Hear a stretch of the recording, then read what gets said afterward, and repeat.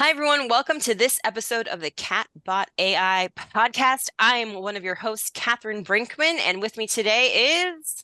Ken Penakini, happy to be here, Catherine. And I know we have a guest that you are stoked about. Perhaps you'd like to introduce our guest for today.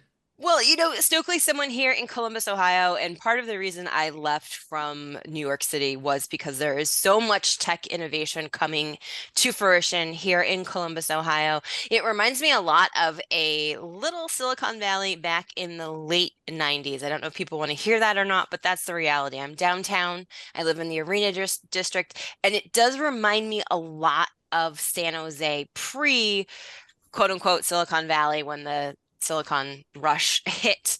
So, Stokely, if you would go ahead, we're happy to have you here today. Tell us a little bit about yourself. First of all, Yeah. who are you?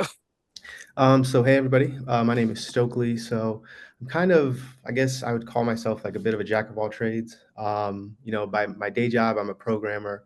So I'm really kind of a technologist at heart. But my free times, I like to do other things that whether it involve more creative pursuits like art, music. So I kind of consider myself kind of somebody that tries to be in everything, like tries to get a hand in every sort of pie going on. So yeah. So, you are sitting in your office. How did Mhm. you get into a tech field? So I have been interested in tech just about my entire life. It's kind of weird for me to say that because for me, growing up, I I think I grew up in a sweet spot where tech was in the midst of becoming like what we know it as today, like ubiquitous. Hmm. Like I remember, I was born in 1997. I remember You're just a baby. Just a I baby. remember in I think like maybe 2006 or even maybe 2005, but I think 2006, me and a lot of my close friends just being super interested in YouTube and like Mm, looking at the first ever viral videos that went viral on YouTube. And at the time, it wasn't what we know it as today. no. At the time, it was there used to be lots of video sharing websites. YouTube obviously is the main one today, but there used to be lots of different YouTube or video sharing websites. And I think it wasn't obvious at the time which one was going to become the biggest one. And so the reason I'm saying that is because to me, I always grew up around technology, but I think I got the sweet spot where I got to see things before they became the all encompassing things that we have today. And I remember using a lot of the tools when they were just kind of like not niche, but pretty early on. Okay, you got to go deeper on that. Like, what year was that? And what's a video that you So, remember so that I, you were I like, whoa, mean, that's cool? so the funny thing about that actually is for a lot of the well, there's actually a lot of layers to that. So some of the first YouTube viral videos, there are like a group of like a core group of people in the world that I think like have a deep enmeshed culture in that. But what's interesting is that there's a lot of videos that me and my friends used to think were hilarious in the early days of YouTube. That when I mention it to like an average person, they'd be like, "What are you talking?" Or like even mention it to like kind of a YouTube aficionado, they'd be like, "What are you talking about?" Like there's obviously a lot of the obvious ones like Charlie bit my finger. Um, I remember that one. That was Me uh, too. the the Tay Day video, the I think like the Star Wars kid, like there's lots of early like kind of canonical yeah. viral videos, but there's a lot of them that are kind of under the surface. Like me and my friends used to really like this video series called Unforgivable, that maybe people have heard of. It's kind of popular, but not super popular. That at the time we thought was the funniest thing ever. And but so without getting too much into that, so like another good example is even like MySpace. Like I felt like I got this sweet spot where I was on MySpace. I probably shouldn't have been on MySpace, but I was on MySpace before Facebook, and so it kind of allowed me to see like, oh, like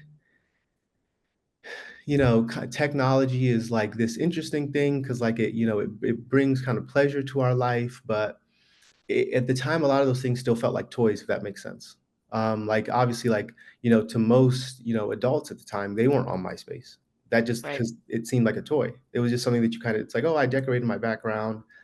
Um, and so what I think is really interesting about this time in tech, particularly, and we could talk about Columbus Tech, but this time in tech is that people whether it's entrepreneurs or technologists, I don't think are as I don't want to say optimistic because that's not the right word, but necessarily like as enamored in technology as I think that people Mm, were, even 15 years ago, because I think that if a lot of tech now feels a little bit more kind of corporatized, like it's been kind of caught by like corporate capture, and it doesn't have any, like most of the tech tools we use these days doesn't have a lot of the whimsy that non-professional tools did.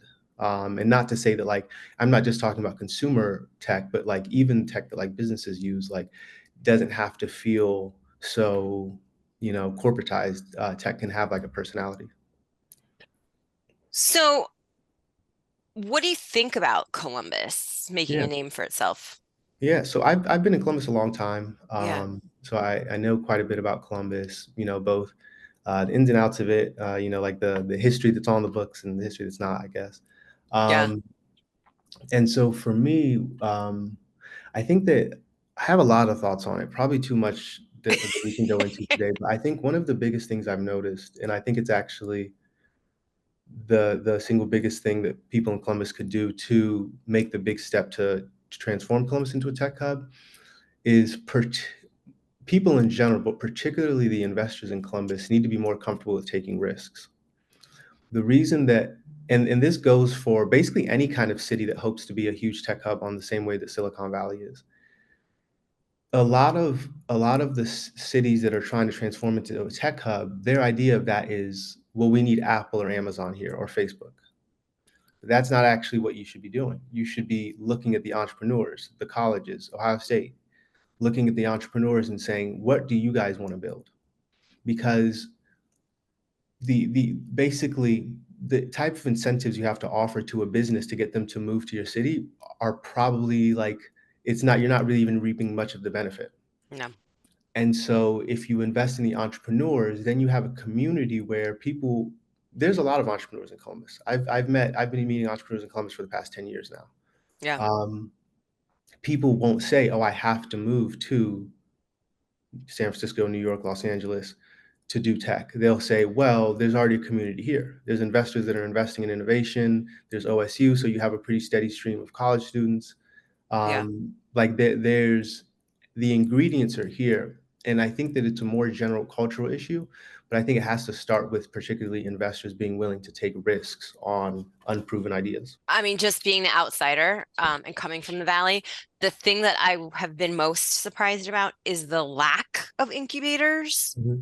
Mhm, There's so many mhm, out in New mhm, York, in mhm, Austin, mhm. in Los Angeles. Yeah, And it's very much like everyone is tied yeah. Well, to their specifics. I think a lot of investors in Columbus in particular have had bad experiences when investing with what we would consider like risky companies.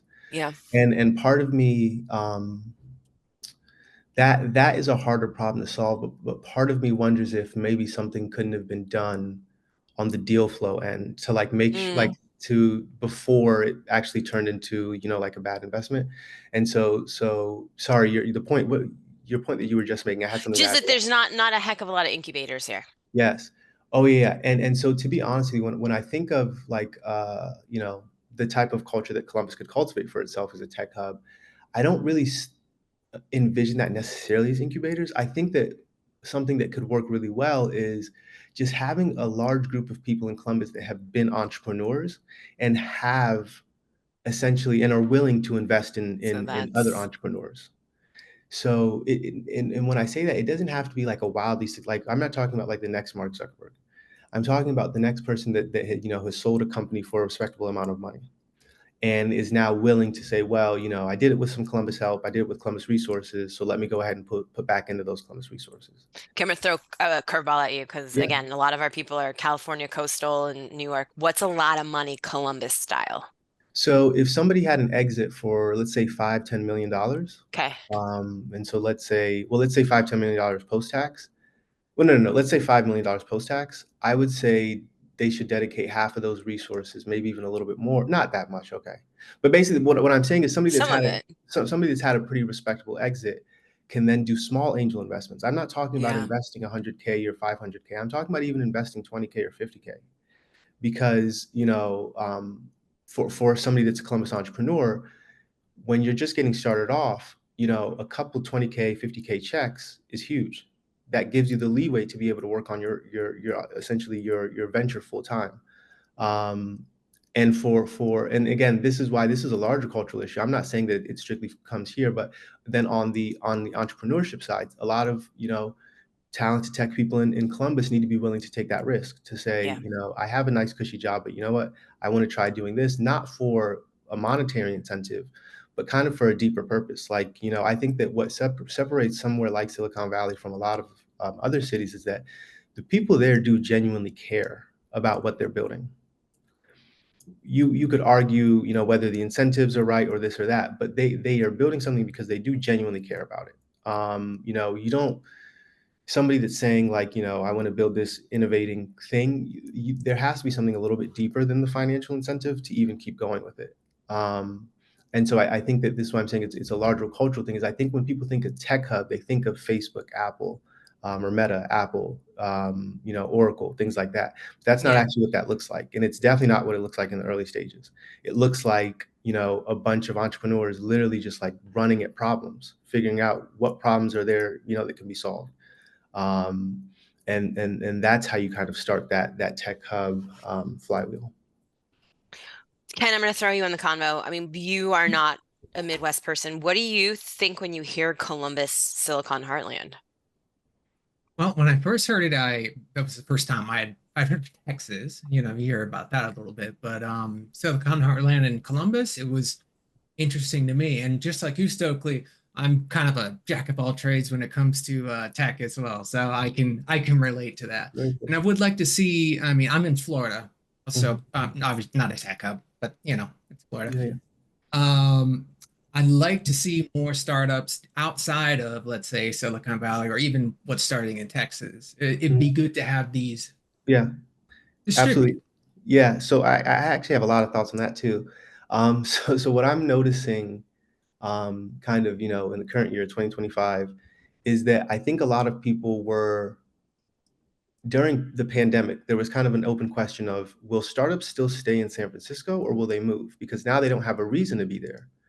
Because if remote work is more prevalent, like this and that, why would they stay there if they're just paying more for office space? Right. And I think in 2021, 2022, a lot of people in that Silicon or the San Francisco, Silicon Valley Bay Area space kind of took a victory lap because they were like, well, AI is now becoming a big thing and all the best AI companies are here.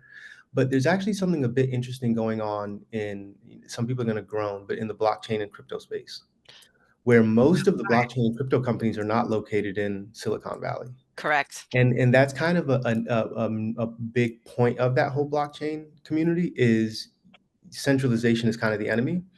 And what's interesting is I actually think that in the long run, that's going to work out. And I think that you're going to see a lot of smaller tech hubs. I think that you can, because the problem is that there is no inherent thing that makes people in Silicon Valley more innovative or smarter. Like you can make the argument of, well, there's a very top college there, but the problem with that is that not that assumes that everybody that goes to Stanford is from the area.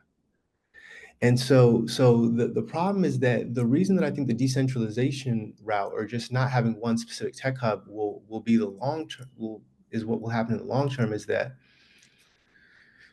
you're even seeing it now where a lot of the, talk and just the general atmosphere is around, affordability. Hmm. There definitely is going to become an inflection point where a very smart innovator, the actual next Mark Zuckerberg, is going to say, why would I move over there? It costs me 3 times as much money. I can't even hire as much. I already have a good product. It's working. Why would I do that?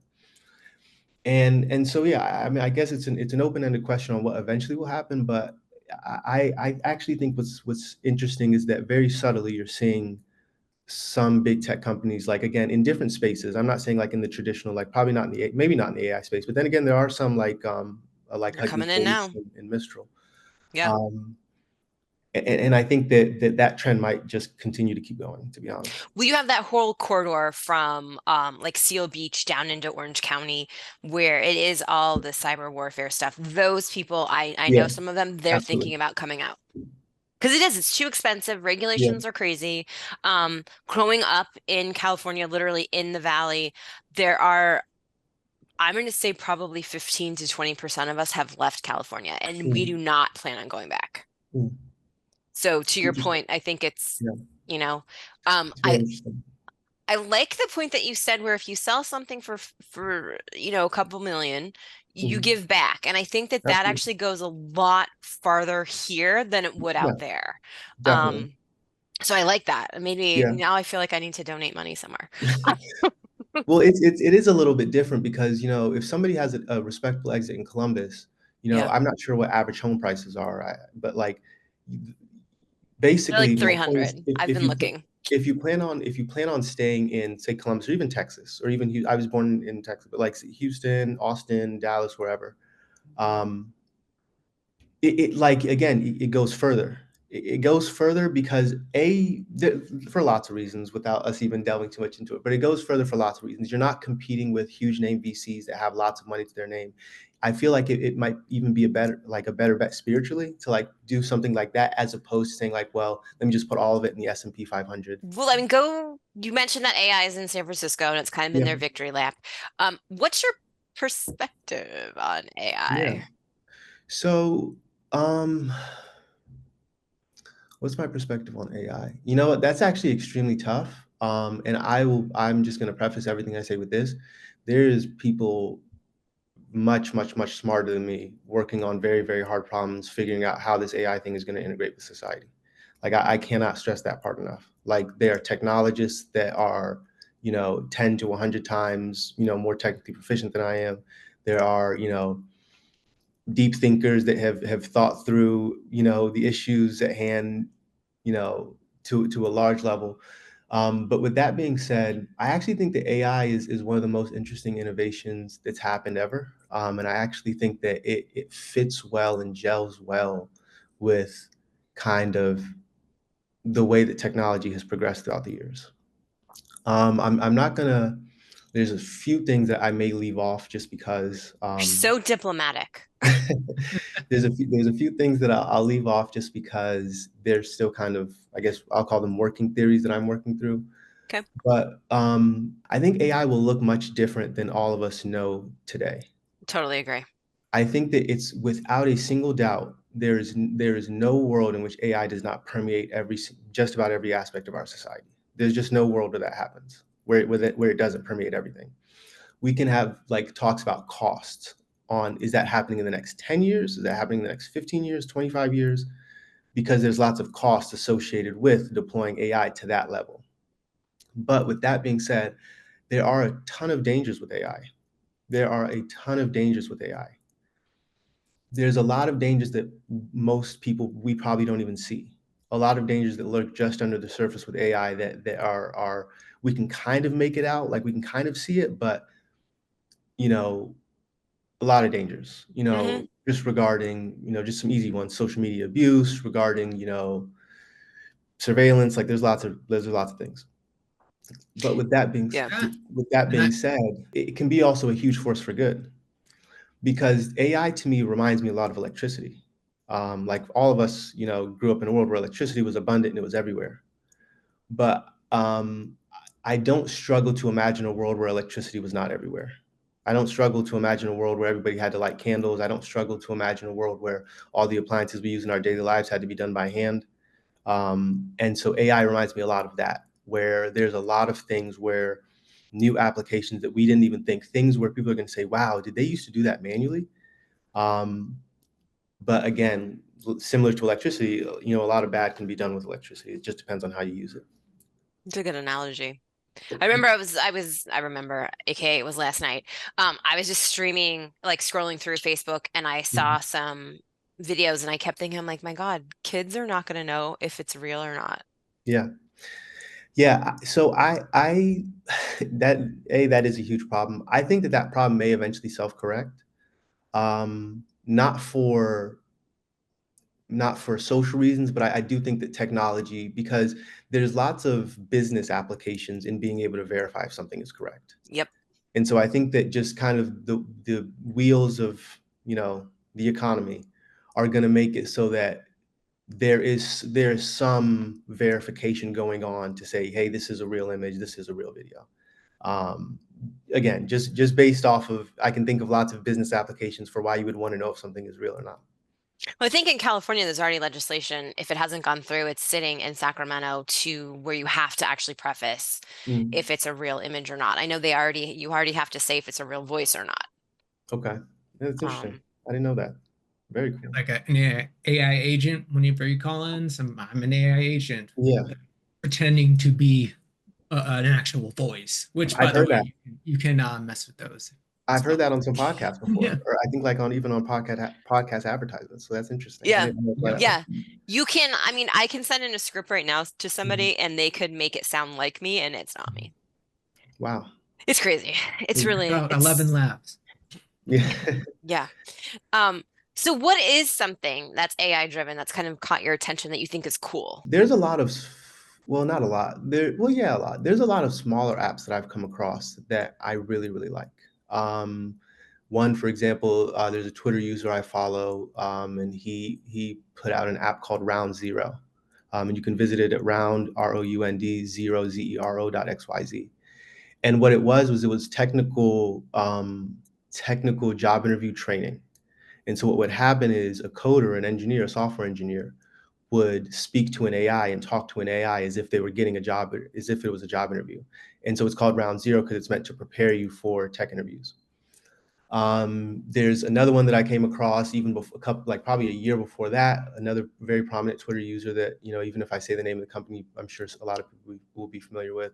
It was a website called dingboard.com, dingboard.com, and it was an alternative to Photoshop. I've been using Photoshop since maybe like 2010. Yeah. So I've, Me I've too. been using Photoshop a really long time.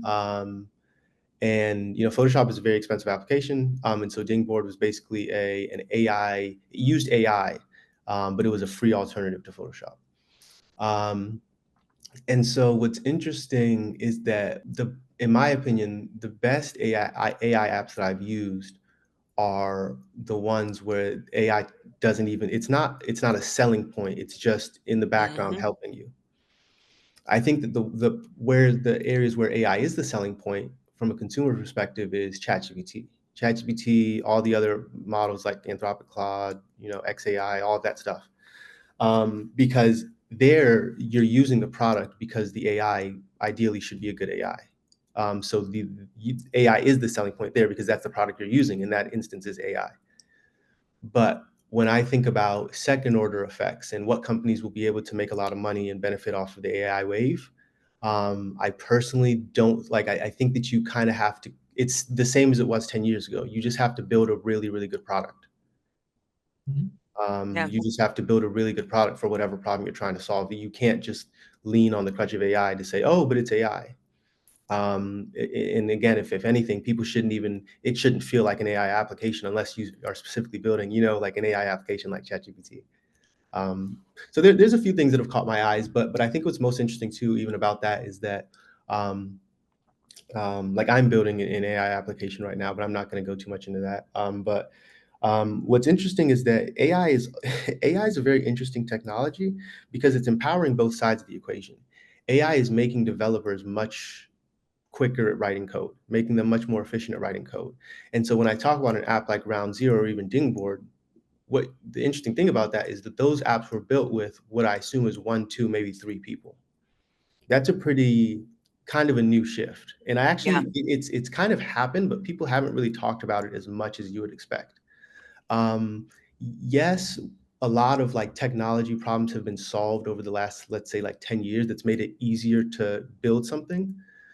But I don't know if it's ever been to the degree where if you are, a free thinker and have a pretty good product mind, you can come up with, you can basically create it, spin up an application in a relatively short amount of time. It's actually relatively complex.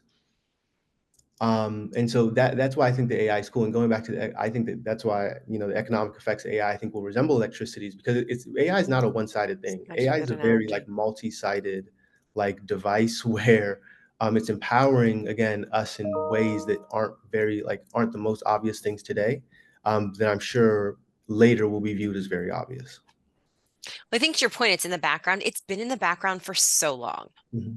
Like Yeah. ChatGPT just brought it to the forefront where like everybody for the most part is now Yeah. familiar, where it's been here for Yeah. so long. Well, yeah. So yeah, no, you're absolutely right. Like, I was using the YouTube app today, and I was looking up a church service from yesterday for a church located here in Columbus. And as I start typing in the name, YouTube obviously autofills at the very top the result that I'm looking for. And I was thinking about it, and I was like, well, they have my location data. I've searched for this thing before, blah, blah, blah, blah, blah. So yeah, they're relatively sure that this should be at the top. I agree. What's interesting is that a lot of AI/machine learning stuff has slowly been getting better. Mhm. I would even say since the web has started getting better. But what's the most interesting is that I do think that ChatGPT came at the perfect time, because I think if most of us used ChatGPT today, we would think it's extremely primitive, or the original ChatGPT. If most of us use the original ChatGPT that launched in November 2022, Right. we'd think it's extremely primitive. But if we would have used the ChatGPT they could have spun up in, let's say, November 2021 or summer 2021, it would have been no better than a lot of the stuff that was already out there. It would have been a little bit better. It was better at certain things like image generation, and it's pretty novel to be able to essentially speak to a computer. But from a machine learning perspective, I don't know if it was that much different than a lot of the stuff that was already kind of out there. And if we would have gotten ChatGPT maybe even a year later, I don't think this would have happened, because I think history doesn't necessarily work this way. But if we would have gotten ChatGPT, but it would have been based off of the GPT of today, and that's what we originally got, I think the conversations around AI would be a little bit different. I think they would be maybe a little bit more alarmed. So Mhm. I think that ChatGPT kind of came at a very good moment. If you want, what would an alarm be? Like go deeper on that. Because remember that Google researcher that made a lot of headlines. Oh, yeah. He essentially was tricked into the AI thinking it was human. For most of us, that's laughable today, but at the time there was a lot of genuine concern, like, hmm. And so I think if that was the last we heard about AI, and then the next we heard about AI was the GPT of today, I think a lot of people would be extremely concerned. They'd be like, what's going on under the hood here? Yeah. But because we got to play around with ChatGPT, which ChatGPT when it first came out was an extremely like a marvel of technical ability. But the important thing is that it wasn't too good. It was easy to still trick if you knew how to trick it. And I like that's how why you're saying I'm that. saying history's not like it doesn't work out this way, because Yeah. a lot of the reasons the GPTs of now are good is because we saw how humans were able to trick them. So it's kind of a weird, but yeah, I It's mean, more a Ken, I feel like, gradual shift. It's a more more of a gradual gradual, yeah. shift too, instead of you bring out, like you said, the most advanced, the Right, 4.5 model right, right right, now, right. as opposed to back then. People will be, they still draw comparisons to, Skynet and all this you Yeah, see in the media. I think that you're right that because GPT got so many things wrong in the beginning and people saw it was, not infallible, yeah, that kind of allayed their fears of it. absolutely. I agree. I mean, Ken, I've kind of been hogging the convo. What questions do you have? Definitely. You say you don't want to get into it though. You're building an AI application. I'm I am, yeah. interested. Yeah. So you do basically coding, right? Mhm. So you're a coder. Yes. How much do you utilize AI in, like, let's say we don't mention specific Mhm. ones, flawed, but in your coding? So in my coding, in my writing specific components, or just specific parts of my code, Mhm. um, a pretty decent amount, a pretty good Yep. amount. But in my coding, as far as understanding technical things on a deeper level, I actually don't use AI that much for that. I've actually, there was a certain point where I would say, hey, explain to me how this works. But what I'm seeing now is that the kind of the act of a search, a Google search, and kind of wading through, that was a bad result. This was a good result. Oh, this was a better result. Kind of is an interesting like learning mechanism that I think the AI does fail to capture. So in my coding, a decent amount, a pretty good amount. I think this is, well, I'm not going to get too much in that, but I think that a lot of coders may feel like this. But um, in as far as like if I know like what I want to I'm like, oh yeah, I could do this, and it might take 30 minutes, but let me just have chat, Claude or whatever, spin it up really really quickly. But then when it's like, oh, this is like a real technical challenge, let me actually take the time to sit with this. That might, that's a multi-day thing, and I think that's better than using AI to learn it. One thing too I've noticed, and is kind of a an issue for a lot of people. I saw a post about it. Is I'm glad that you actually spend the time to Mhm. learn some of these issues because more people are offloading their cognitive abilities, either Mhm. as coders or writing emails or just anything in Yeah. general to Yeah. LLMs like ChatGPT. Yeah. And, I saw a post one day that said, ChatGPT is down. I can't work. Right. Well, I think that it's similar to like with any technical innovation, there's always going to be like the people that are kind of, I hate to say this word, but the people that are kind of high agency, you kind of are high agency regardless of what's out there. Like the people that are like really in the weeds of solving whatever problem it is, not just coding, but whatever problem. And I'll give another example here in a second. They kind of they that is very separate from whatever the technical tools are. And so what I mean by that is like I like to do writing in my spare time, whether it's, writing just like thoughts on, certain just topics, issues, whatever, or even, like creative writing. And there was times where I might have, ChatGPT help me expand on concept and say like, oh, can you help flesh this out a little bit? But again, going back to even the searching thing, what I've learned is that I actually much prefer kind of doing it quote unquote by hand and just going like and just saying like because I'm noticing the insights come to me a little bit differently. And actually, there's a really good blog post I saw about this recently that said friction is a part of the process, Mm, where it was like when you're writing with a pen on paper or a pencil on paper, the friction is part of helping your brain process what it is that you're jotting down. And that's a great point because I would argue that computers are even a little bit more disconnected from that. Um, and as I'm even reflecting on this now, in previous times, years ago, when I had what I thought was some of the best writing, it was probably with pen and paper. Absolutely. And I totally agree. When it comes to typing, you can type something and just forget about it. It's done. Yeah. I don't do a wait, lot wait, of writing wait. anymore. Go Well, back to this, okay. because wait, what? So What? basically, the act of the friction helps your brain like process what's going on. Oh, I get it. And, I've just never, you really, honest to God, still now you use pen and paper. occasionally, okay. So Oh no, so I love actually, it. I love it. I think it's so fantastic. so I'll give you a great example of this on the web product the product that I'm building right now. Um, there was a specific design that I kind of knew what I wanted it to look like, and I could write it down like in a document, a Google Doc, but I couldn't really envision it. And I sat down with just a pen and a paper, and then suddenly it came to me, and I was like, "Oh, this is what this should look like." And so, to me, I don't use pen and paper or pencil and paper that frequently, but to me, it's like a trusty tool where it's kind of like Old Faithful. Like, okay, like I think I can always lean on this if I need to, and that reminds me of AI. If I have an email that I need to send to somebody on a different team, and it's like I don't really care like what's in the email, I just need the general information. I can just say, "Hey, AI, send it." It does 2 seconds. But if I'm trying to write something, that I want to get published or something like that, I'm probably going to sit down and I might even, bust out the pen and paper to make sure that I'm really getting the thoughts that I want out there. You have amazing analogies. I'm just going to point that Oh, thank you. out. Now you're saying jack of all trades. I'm gonna say Renaissance man. Oh, thank you. That's what I'm gonna say. That's so interesting. So here's my next question, because obviously you know something about it. Is it the same if I use a tablet and use a stylist? So what's interesting, I've never been a big tablet person. Okay. I kind of see myself potentially becoming it. I've never really been big into them. I never really understood the point of them. I'm like, if I'm sitting down, I could use a computer. If I'm moving, I could use my phone. But with that being said, I would argue that I would say that's probably a little bit more friction than say typing into a phone or typing onto a computer. Yeah, Like I'm sure there's a hierarchy. Like I don't think that all of the technical products like are the same. Like there's definitely a hierarchy. I just don't know enough about tablets to be honest with you. got it. That's fair. That's fair. I definitely have a question.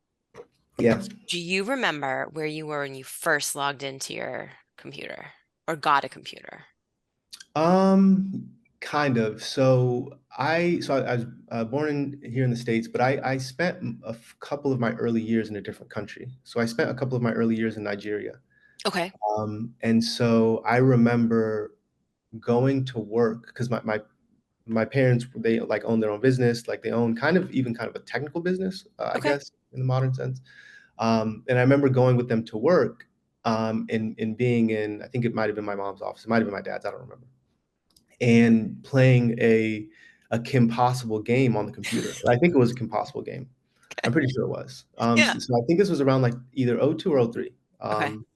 And so, but then shortly after that, like let's say 6 months, a year after that, I moved to the States. And that's really when I had my first experience with the computer. That's when I remember, very vividly, my mom coming home one day with a computer and us, kind of installing it in the basement. There used to be the big computer workstations, and I actually, what's weird about it too is at the time I think I knew generally what the internet was. Like not in the literal sense, but I knew you had to do something special to connect to like the games, like the Kim Possible game that I was playing. Like I knew it didn't just like, I don't know how, but I think I just intuited that it didn't just come with the computer. Um, and yeah, so like even going to back to what I mentioned, at the beginning is what's interesting about that time in tech is like the internet wasn't the de facto thing that you did on the computer. There was a Right. lot of like other interesting things you could do on the computer that wasn't the internet.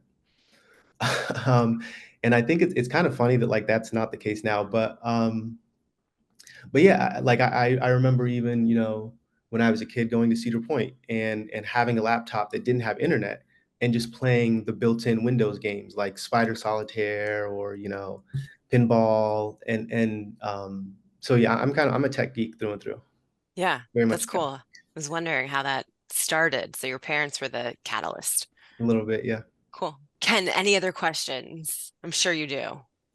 You say you remember the old workstations. The funny thing Mhm. is I have one sitting right over there. That's I awesome. use a desktop PC.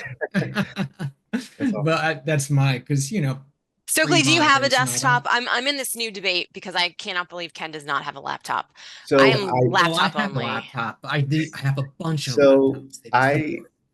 I recently got a desktop as of like let's say 3 or 4 months ago. I got a They're nice little coming Mac back. Mini. Yeah, yeah, I got a little Mac Mini because I like the price tag. And it's the first desktop I had since I was a kid. I started using laptops and kind of never looked back after that. Yeah, I haven't had a desktop since 2002. Oh wow. Like, why? Why would you have one? Because of Um, the power, the raw, unbridled power. I mean, granted, I have a computer that I thought was a gaming computer and it doesn't even have a video card. It's a source of contention. Oh wow. Well, Yeah, it has see, there you integrated go. graphics, so it Yeah, technically has a video card, but it doesn't have, an a RTX good enough one. 5090. Not a good enough one for being I'll just say it, a Lenovo Yoga for like $2,000, Oh 2,500. wow. Not that I'm bitter. It's a source of contention. Um, but yeah, okay, cool. So you have the all right, Ken, I'll stop. Continue, please. No, it's all good. I've noticed that though a lot of people have shifted to laptops with just the external monitor plugged Mhm. in. So I would imagine you use multiple monitors. Yeah.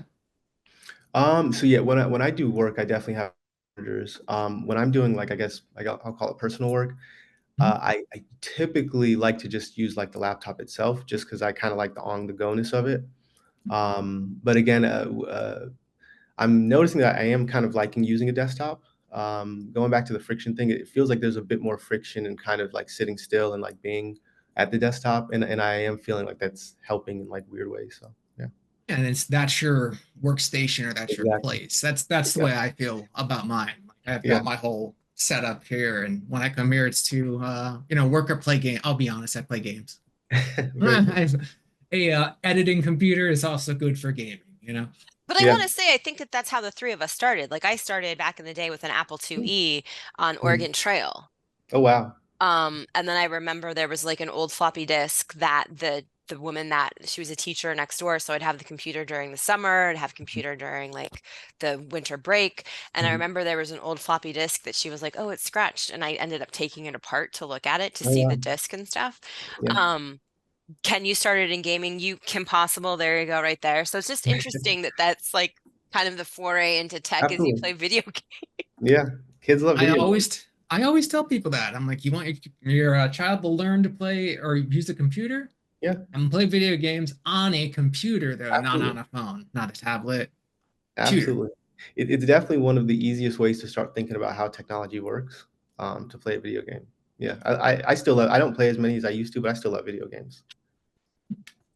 And Welcome, with welcome to having a job. Um, So, I would so be are you remiss. Yeah, please. you all wanted to, do you want me to talk a little bit about Color Coded I Labs? was just going to get into that. Yeah, because it Okay. is one of the pivotal pieces of your career. So please do tell us more. Yeah. So CCL, so I had started coding when I was actually in high school. Okay. So I actually had coded, I used to code so like web pages on HTML my first year of high school.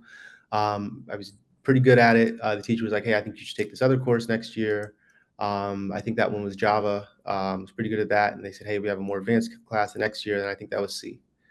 So I had first started coding in high school, and not the like not trendy type of coding, like very like kind of low level figuring out how it works type of coding. Like I know I'm not talking about like the most like the oldest languages, but a lot of it was not like building something for like a commercial application or building something for even commercial usage. It was just like building things to explain how it works.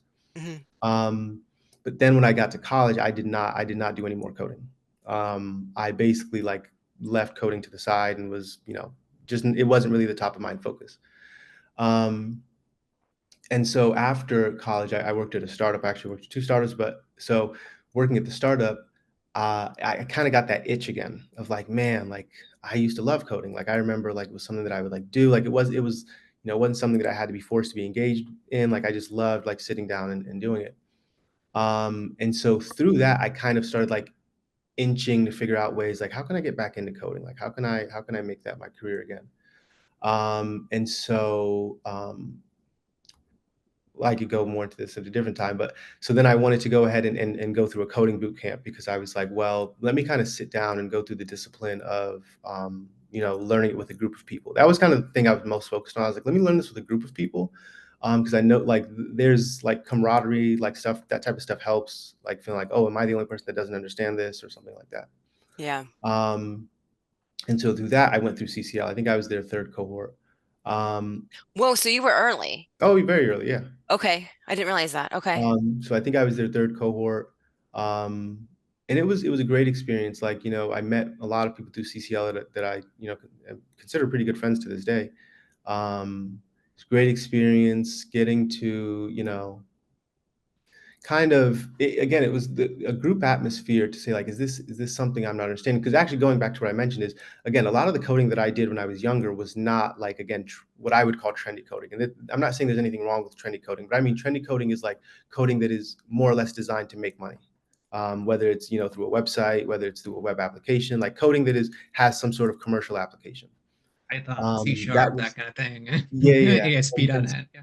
and so that was not like what I like originally started with. So a lot of what I was doing in CCL was like essentially was getting up to speed. That's actually what it was. It was, where is the tech industry right now? Like, what have I missed? Because I at those startups, I wasn't in the weeds working in the code. And actually, I knew some of the coding languages that they were using. They weren't coding languages I was familiar with, but I was like, I don't know if I want to learn that, because I don't know even how, like, is that what people are using? Like, is that?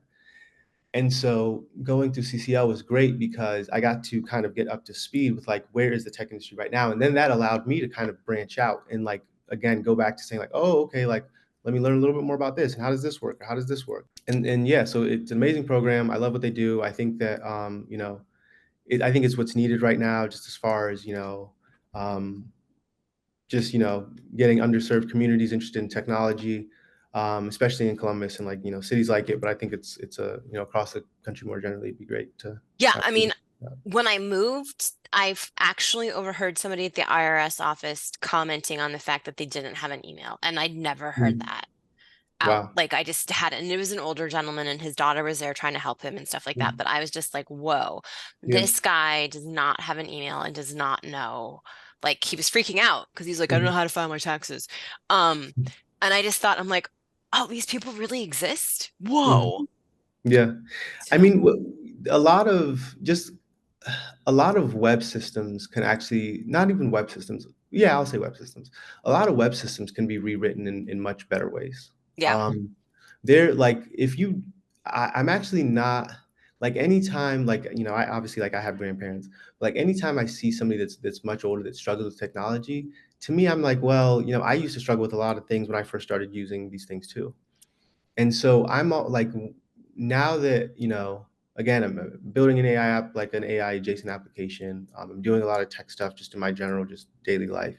Mhm. Um, I'm surprised at how bad a lot of legacy systems are in hindsight. Or that they're still being used. Yeah, absolutely. And so to me, I'm just going back to the whole CCL mission Yeah. is I think that it's good to get as many people interested in technical stuff as possible because we like as a community, as like a general community, like I'm talking about like as a world community, like as like a general like society community, we need to kind of like step head first into technology because it's you know, we could probably talk about this for an hour, but like this is the first time this technology is clearly very important to like human progress.